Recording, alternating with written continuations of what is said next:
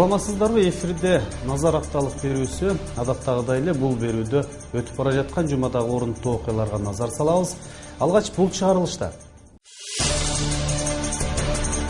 Быйыл Ош шаарынын мыкты мугалими автоунаа утты. Унаага жетем деп ушул акыркы жылдары эч күткөн эмесмин. Акыркы коңгуроо салтанаты быйыл 24 майда болду.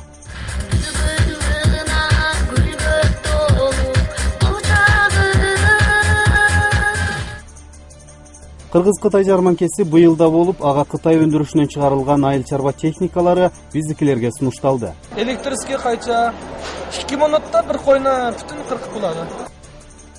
Ошко жасаган иш сапарында биринчи вице-премьер-министр Тайырбек Сарпашев газ маселесинде коомчулукка айтылбай турган сыр бар деп журналисттердин көзүнчө маалымат берген жок. Же бар, же жок деп жооп беришкен. Ал эми жогорку кеңештин Ата Мекен фракциясынын депутаттары дагы ушинтти. Элге айтпаган ал кандай сыр? Biz ayı деген статус берген атабыз, сарга жакын сарга болсобуз. Азыр берүүбүздүн башында өтүп бара жаткан жумадагы окуялардын хроникасына назар салыңыздар.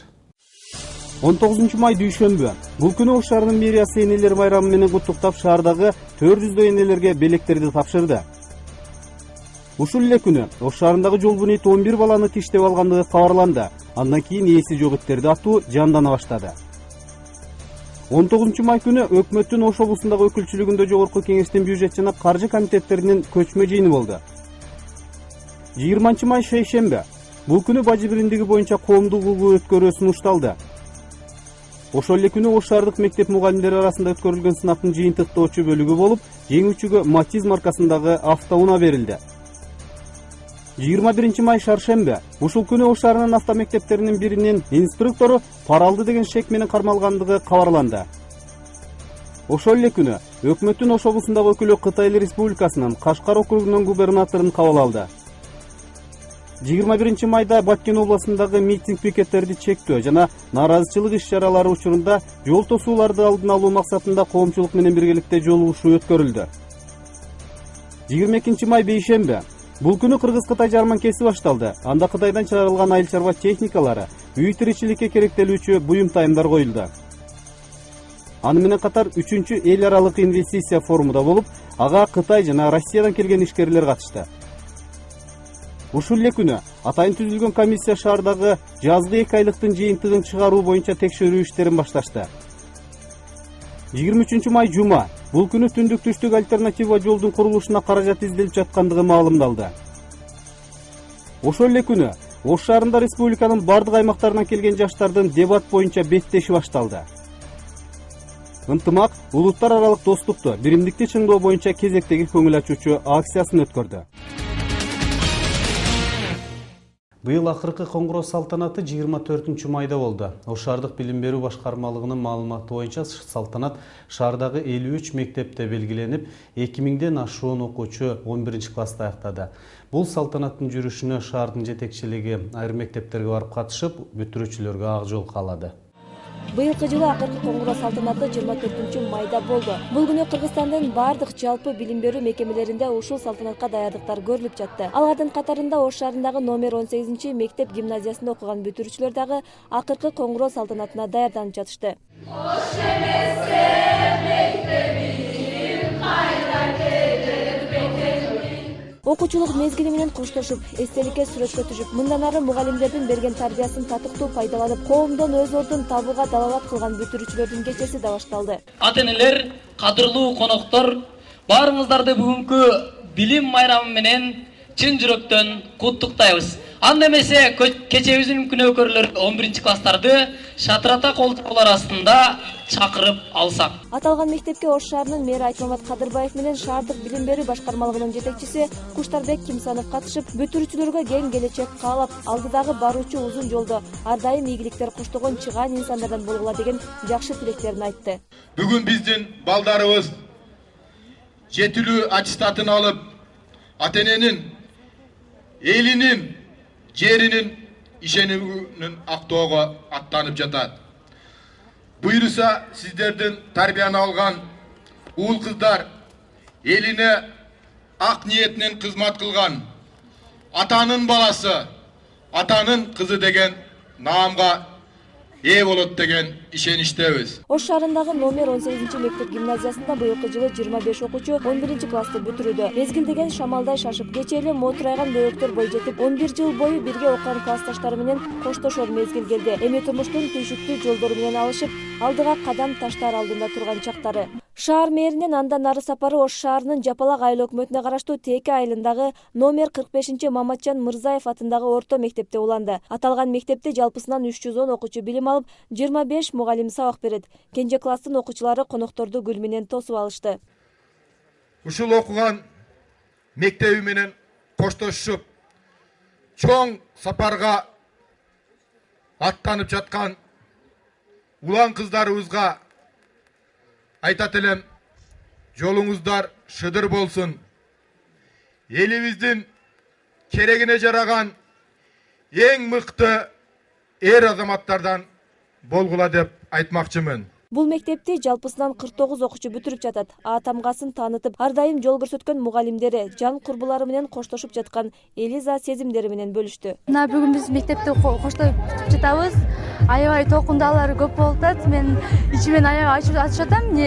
Ушул мектеп бүтүп жатканыбызга биз бүтүп чоң турмушка аттанабыз. Акыркы коңгуроо кагылып, мектептеги бүтүрүүчүлөргө окуучулар тарабынан гүлдөр сунулуп, алтын уясы менен төбөлүккө коштошуп жаткан окуучуларын көрүп, мугалимдер да көзгө жаш аларын айтышат. Акыркы коңгуроодо бүтүрүп жаткан окуучуларыма чындыгында аябай ичим ачып жатат. Себеби булар 1-класска келгенде кичинекей мотурайган балдар эле, бөбөктөр эле. Эми мынантип көз ачып жумгучак эле 11 жыл өтүп кетиптир дагы. Балдарыбыз окууну бүтүп, турмуш жолуна аттанып атышат да. Шаардык билим берүү башкармалыгынын маалыматы боюнча, салтанат шаардагы 53 мектепте белгиленип, 11 классты 1932, 9 классты 4473 окуучу аяктап жатат. Мунун ичинен кызыл аттестат менен бүтүрүүчүлөрдүн саны 32. Ал эми жалпы республикалык тестүрлөөгө калаадагы бүтүрүүчүлөрдүн 2704-ü катталган. Альбина Жолоева, Азам Бузриков, Ынтымак. Ынтымактыда назар берүүсүн көрүп жатасыздар. Бүгүн биз болсо актуалдуу маек уюштурганы жатабыз. Мына акыркы коңгуроодагы болуп өттү.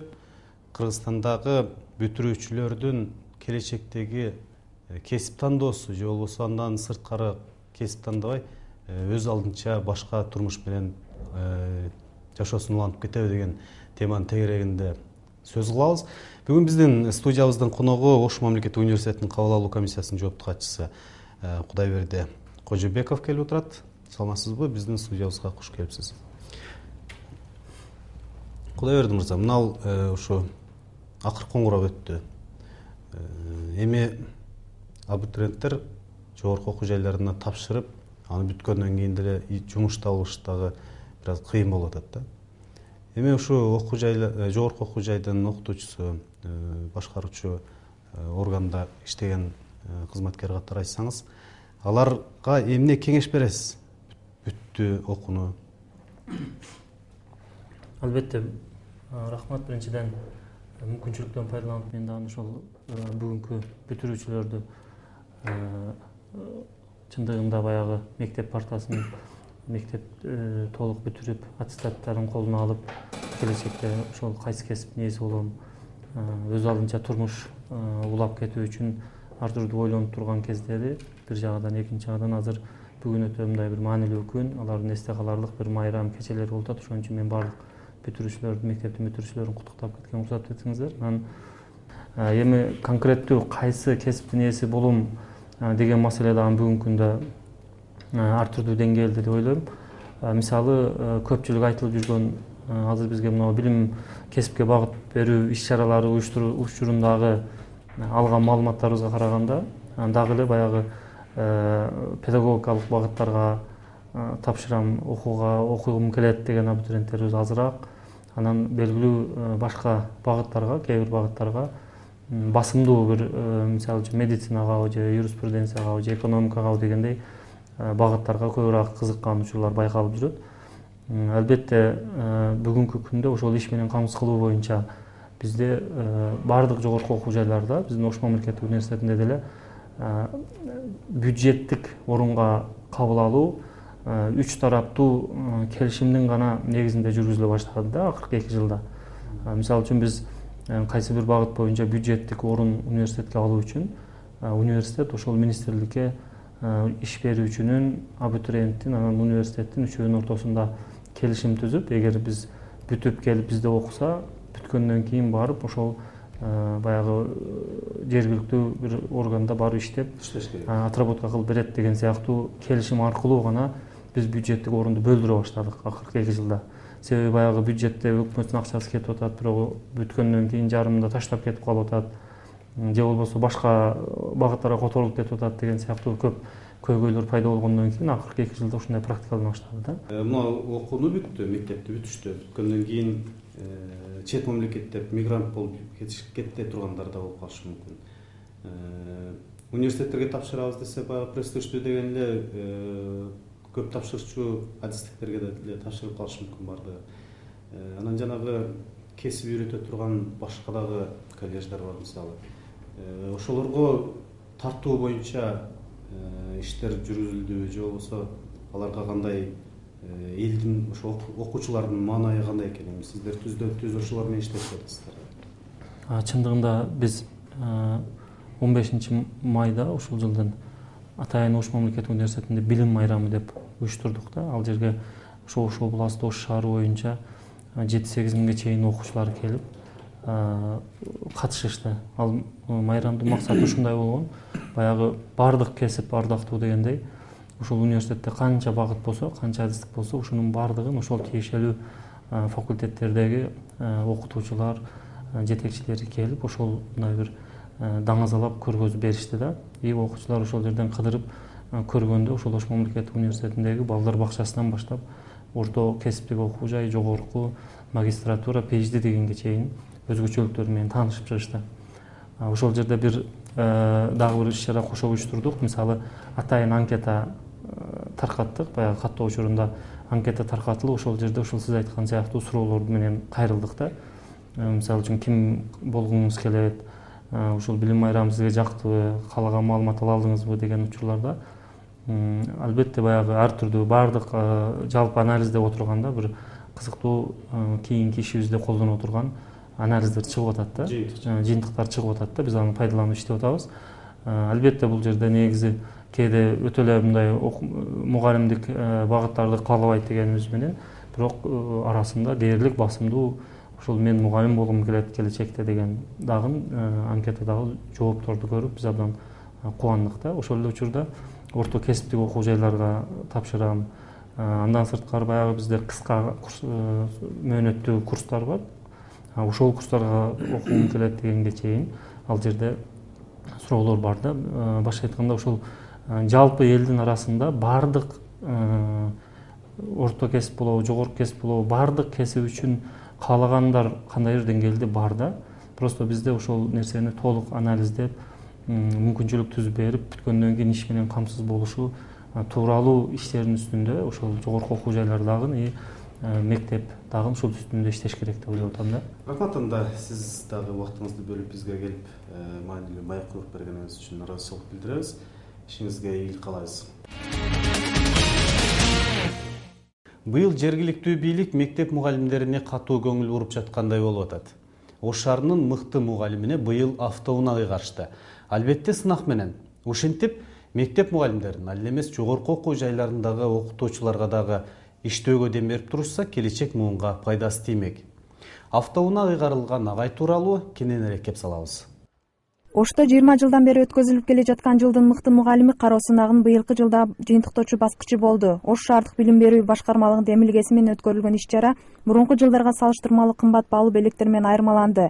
Баш байгеге автоунаа, муздаткыч, ноутбук, телевизор сыяктуу баалуу белектер менен бирге акчалай сыйлыктар коюлган. Калыстар тобун биз шаардык билим берүү башкармалыгына таандык эмес мекеме ишканалардын кызматкерлеринен түздүк. Мындан алганда калыстык адилеттүүлүк болот деп ишенүүгө болот. Тандалып алынган 8 катышуучу алгач өздөрү жетишкен ийгиликтерин чагылдырган көргөзмө өткөрүштү. Аны Калыстар тобу коноктор менен бирге көрүп чыгышты. Иш-чарага Ош шаардык мэрия да көмөк көрсөткөн. Быйылкы сынакка жалпысынан 300 миң сом акча каражаты бөлүнгөн. Бул сынак албетте биздин шаарыбызда биздин келечек муун, келечектин ээлери болгон алтын муунду тарбиялай турган мугалимдердин арасынан дагы эң татыктуу мугалимди тандап алып, деги эле ушул мугалимдерге стимул берүү максатында бүгүнкү иш-чара өткөрүлүп отурат.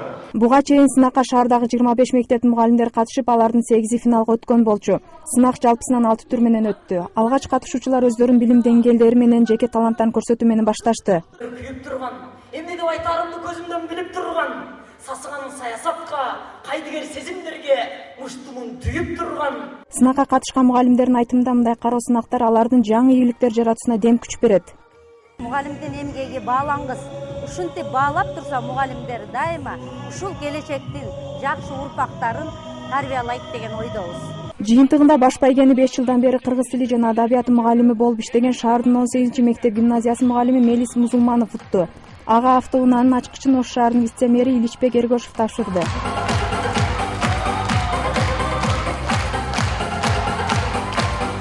Унаага жетем деп ушул акыркы жылдары эч күткөн эмесмин.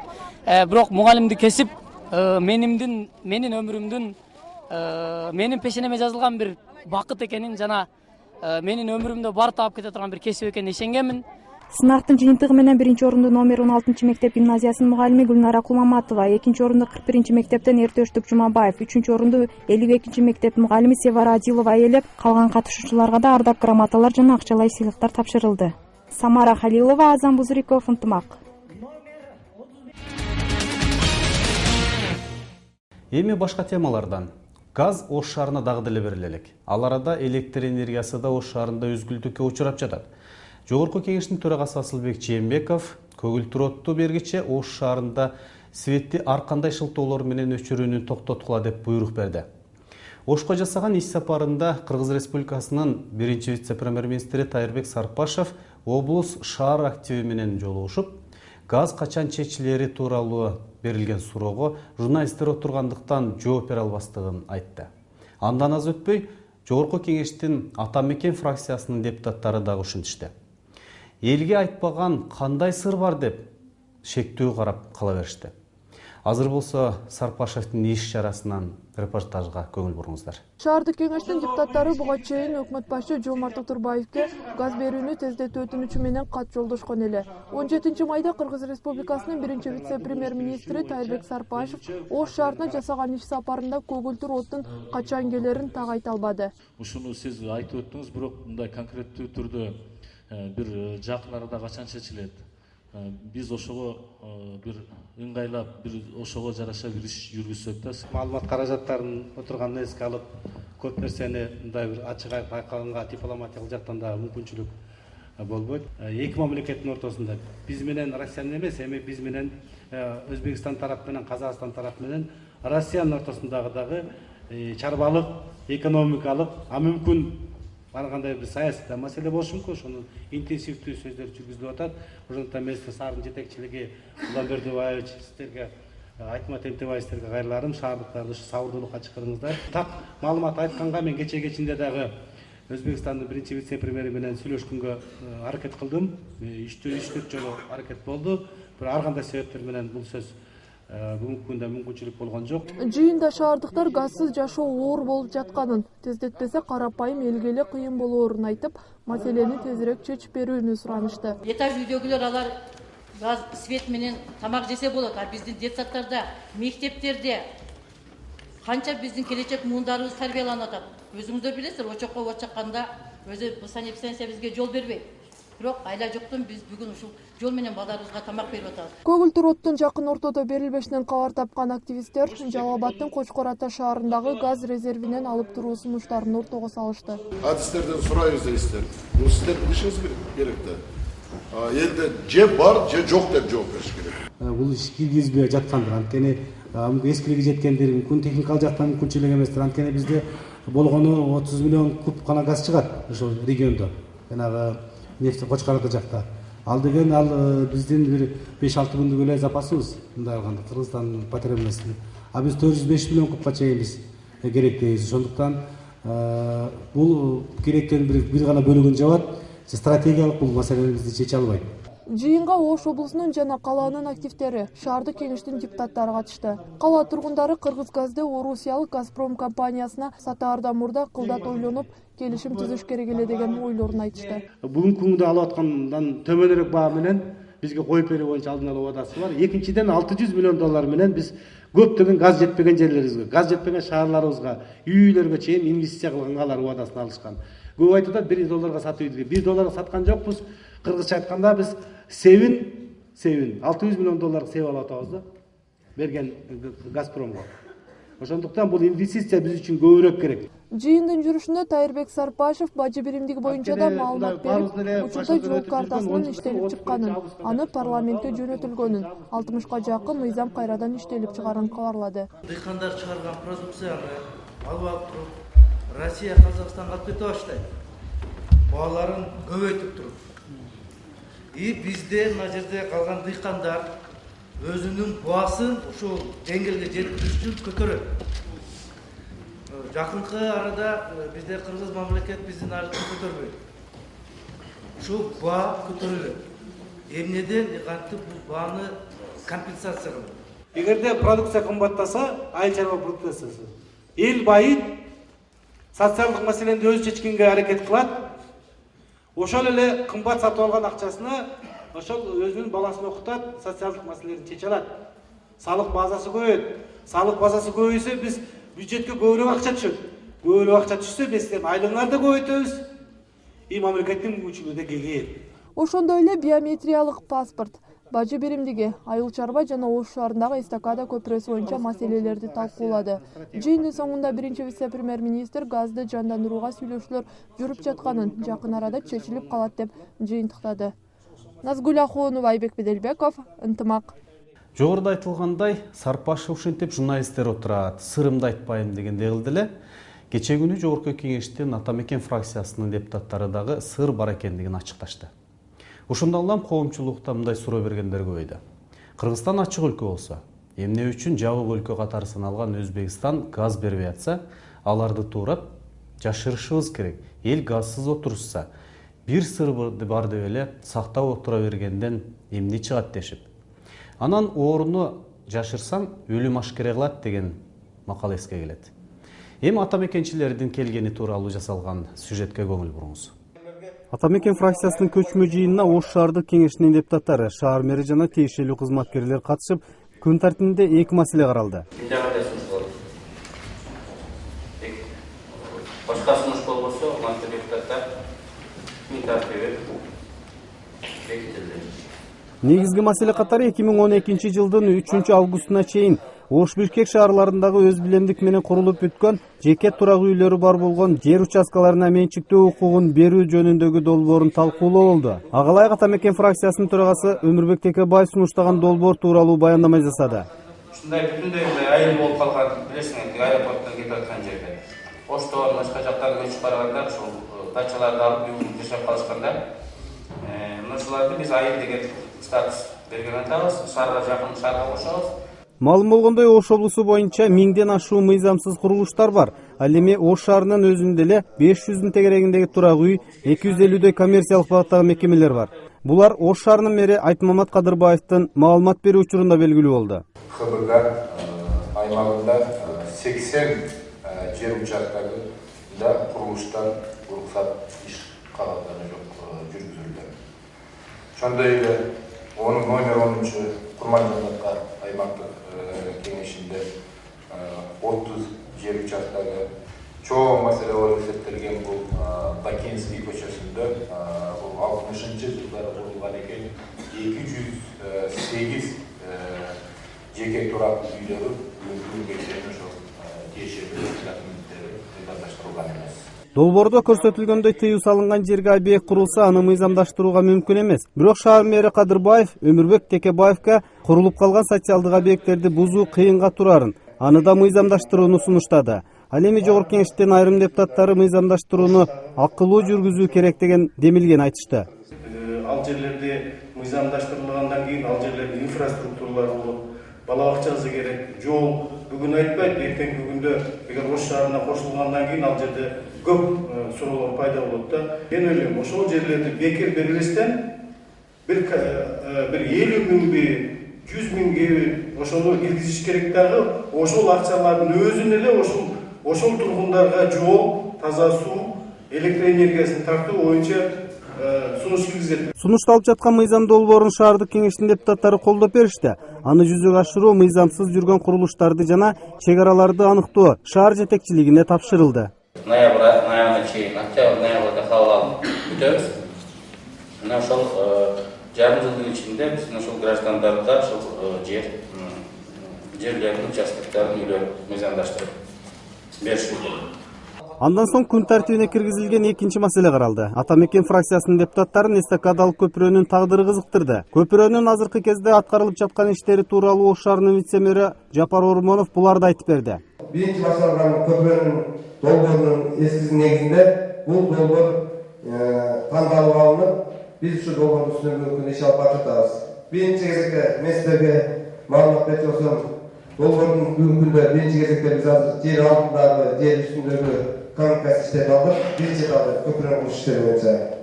Бул боюнча долбоор иштелип чыкты. Долбоорду иштеп чыгып атайын экспертиза мамлекеттик техник инспекциядан өткөрдүк. Көпүрөнүн курулушу үчүн тендер ушул жылдын 19 май күнү өткөн. Жакынкы күндөрү тендердин жыйынтыгы чыкканда курулуш иштери башталат. Бирок анын курулушунун жүрүшүнө тоскоолдук кылган турак үй, мекемелер бар же жоктугу али тактала элек. Силер бүгүн бир иш баштап атканда келечектеги ишин кошуп жүрүшүңөр керек да. Ертең эскилер алып үйлөрдү сүрө албай калсаңар, анда дагы токтотуп койсоңар. Азыр айрым эсептөөлөр бар. Мен сизге так маалымат берип коеюн. Бул акырына чыга элек да. Чыккандан кийин атайын силерге билдирип берип коелу. Эл өкүлдөрү көпүрөнү сапаттуу жана тезирээк бүтүрүүгө аракет кылуу керектигин айтышты. Жыйындын жүрүшүндө шаардык кеңештин депутаттарын көгүлтүр оттун качан берилери да кызыктырды. Өмүрбек Текебаев бул жаатта өкмөт башчы Жомарт Тоторбаев иш алып барып жаткандыгын, ошондой эле президент Алмазбек Атамбаев Азияда өз ара аракеттенишүү жана ишеним чаралары кеңешинин 4-чү саммитинде Өзбекстандын өлкө башчысы Ислам Каримов менен сүйлөшкөндүгүн билдирип, калган сөздөрдү массалык маалымат каражаттарынын өкүлдөрүсүз жабык эшик артында сүйлөшүштү. Асанбек Каракозуев, Айбек Беделбеков, Ынтымак. Өтүп бара жаткан жумада Баткен областында митинг пикеттерди чектөө менен нааразычылык акциялары учурунда жол тосууну токтотуу боюнча коомдук талкуу өттү. Жыйында президентке, өкмөткө жана жогорку кеңешке атайын кайрылуу кабыл алышты. Анда мамлекетти бекемдөө жылында ар кандай башаламандыктарга жол бербөө, нааразычылыктарды мыйзам чегинде чечүүгө үйрөнүп, элдер арасында ынтымакты чыңдоого, ар бир жаран өлкө экономикасынын өсүшүнө салым кошушу керектиги айтылды. Теманы Баткенден кабарчыбыз Медер Ниязалиев улантат. Өткөн жылы Баткен облусунда 60-тан ашуун митинг, нааразылык жыйындары болуп, алардын басымдуу бөлүгү жол тосуулар менен коштолгон. Мунун кесепетинен бир гана облустун эмес, өлкөнүн экономикасы да олуттуу зыяндарга кириптер болгон. Баткен облусунун бардык район шаарларынан чогулган аксакалдар жана жарандык коомдун өкүлдөрү катышкан жыйында мамлекеттүүлүк жылын утурлай өлкө туруктуулугуна басым жасоо керектигин айтышты. Илгертен бери биздин салтта, ата бабаларыбыздын салтыда кеңешип, түз отуруп кеңешип эле чечип коюшканда, онда аялдар деп бөлбөйт, аялдардан да өтө акылдуулар чыккан. Ошолор бардыгы бир отуруп, кеңешип, алыгы арыз муңунду угуп туруп, анан чечип койгон. Мындай жолдо ызычуу болуп тосушкан болгон эмес. Ошо биздин негизги максатыбыз ошол эски кыргыздын үрп адаттарын, салттарын колдонуп, бир тынчтык кеңешип чечүү жолуга өтсөк деген эле максат. Акыркы мезгилде Баткен облусунун аймагында чек ара, жайыт, суу жана кен байлыктарга байланышкан нааразылык акциялары көп катталууда. Абалдан пайдаланып өз кызыкчылыгына элди колдонгондор да жок эмес. Ырыс алды ынтымак деген бүгүнкү күндүн эң керектүү бизге бир туу тута турган макалыбыз да биздин кыргыздын. Эгерде ынтымак болбосо, ырк болбойт. Ынтымактуу журт жакшы деген бир кыргыздын жакшы сөзү бар. Биз ушуну туу тутуп, бардык жерлерде эми бизде дагы баягыдай кичине көйгөйлөр болуп жаткан. Кем алтын кен боюнча ушу көчөдө тосуулар болду. Бирок түшүндүрүү иштери менен биздин аялдарыбыз ошо бардык түшүндүрүү иштерин кылып бүгүнкү кырдаал жакшы. Аксакалдар жана жаштар митингтерге чыккан энелерди сабырдуулукка чакырып, мындан ары ар бир жаран туруктуулукту сактоого салым кошуусу зарыл экендигин белгилешти. Баткен облусунун прокурору Латип Жумабаев нааразылык акциялары учурунда коомчулукту мыйзамды сактоого чакырды. Азыр өзүңүздөрдү телефондордун ачканыңыздар деле, радио телевизорду койсоңуздар деле сөз Баткенден башталып калды. Баткенде андай болду, Баткенде мындай болду деген сөзгө өтөт. Эгерде жакшы жагын айтса, барлық кубанар эле тилекке каршы Баткенде мындай жаман окуялар болупту деген сөздүн маалыматтарын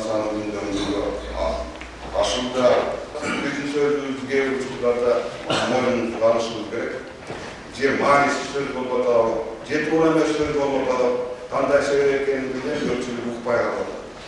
Көпчүлүк укпай калат. 2 күн, 3 күн жолдо токтогон адамдарда майдан тараптагы элди анча тосуп. Жыйындын соңунда Баткен облусунун бардык аймагынан келген жаштар, аксакалдар жана аялдар кеңештеринин өкүлдөрү президентке, өкмөткө, жогорку кеңештин төрагасына кайрылуу кабыл алышты. Медер Ниязалиев, Арстан Алмазбек уулу, Ынтымак, Баткен облусу. Жыл сайын өткөрүлүп келе жаткан Кыргыз-Кытай жарманке менен форуму быйыл дагы болду. Кытайдан чыгарылган айыл чарба техникалары менен үй тиричилигине керектелүүчү буюмтайымдар жарманкени кызыктып, биздикилерге сунушташты. Биздин ишкерлер дагы кытайлыктарга бизнес пландарын айтышып, атайын өткөрүлгөн форумда талкуулашты. Сайлыкка айлана баштаган иш-чара тууралуу кийинки сюжетте.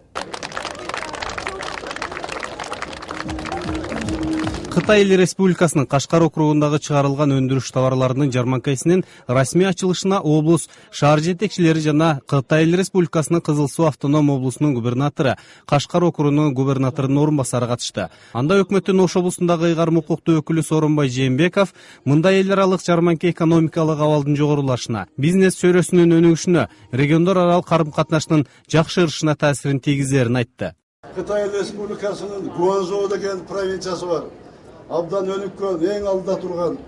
Мына ошол провинциясы Кашкар округу менен бирдикте 600 гектар жерге абдан чоң соода комплекс салып атат, 80 000 кишиге жатаканасы менен. Мына ошол Гуанчжоудан биздин ишкерлер мурун Гуанчжоуга барып келген болсо, ошол Гуанчжоунун бүт товарлары ошол Кашкардан Гуанчжоу Нью-Ситиде жаңы шаарда которгондо. Мына ошол жерден дагы мына ишкерлер келишти. Аталган көргөзмө жарманке Ош улуттук драма театрында өткөрүлүп, ага Кытай Эл Республикасынын 70тен ашык компаниялары өз товарларын сунушташты. Анда кичи автобус, комбайн, айыл чарба техникалары, үй тиричиликке керектелүүчү буюмдар коюлду. Жарманке катышуучуларын кызыктырган эң кызыктуу буюмдардын бири фермерлер үчүн кой жүнүн кыркуучу электрондук кайчы болду. Мини тракторлар, çöp орайдыган тракторлар, койнун юңуну кыркыйдыган машина. Кыргызстан дehqonlarini qulaylik mulozimat bilan ta'minlash uchun arzon sifatli yaxshi tovarlarni olib keldi. Mini traktorlar 60 ming so'm, 70 ming so'm atrofida. Qaychingiz 50 ming so'm. Elektriskiy qaycha 2 minutda bir qo'yni бүтүн qirqib bo'ladi. 2 minutda. Жарманкеге келгендердин саны арбын болду. Көпчүлүгү айыл чарба тармагына керектүү буюмдарды сатып алып жатышты. Азыркы базарга караганда арзан. Эң негизгиси Кытайдын фирменный буюмдары. Азыр бизде магазинде сатылып атканга караганда бир топ арзан экен. Мына невреме алдым. Вентилятор менен красиво. Балдар үчүн бул аябай интересно дагы. Ушундай жакшы нерселер бар экен. Андан кийин аймактын экономикасын жана айыл чарба тармагын өнүктүрүүгө арналган 3-чү форум башталды. Ага Кытай жана Орусиялык инвесторлор катышты. Өкмөттүн өкүлчүлүгү форумда Кытай инвесторлорунун айыл чарба, сүт жана курулуш тармактарында инвестиция тартууну сунуштады. Буга чейин Кытай жана Кыргызстан ортосунда Кытай Борбордук Азия транзит газ куурлары жана түндүк-түштүк унаа жолу өңдөө $3 миллион инвестиция тартууга келишимге кол коюлган. Аграр жаты Кыргызстан жана Кытай кызматташтыгынын өнүгүүсүнүн эң негизги жолу болуп эсептелет. Суу чарбасы жана мелиорациядагы ийгиликтүү кызматташтык алып барылып жатат. Бул тармакта минералдык жер семирткичтер менен алектенүүчү завод куруу маселеси каралууда. Аталган форум облустук бийлик тарабынан Ошто 3 жылдан бери уюштурулуп келатат. 2013-жылы Кыргызстанга Кытайдан 50 миллион сомдук инвестиция тартып келүү боюнча келишимге кол коюлган. Жана анын натыйжасында Ош облусунун Кара Суу, Өзгөн, Араван райондоруна күнөсканалар курулган. Асанбек Каракозиев, Азан Бузириков, Ынтымак. Ушуну менен берүүбүздү соңуна чыгарабыз. Сиздер жарым саат бою Назар апталык берүүсүнүн ынтымактуулугунан көрдүңүздөр. Аны эфирге мен Асанбек Каракозиев даярдап алып чыктым. Мага кесиптешим Айбек Беделбеков жардам берди. Саламатта калыңыздар.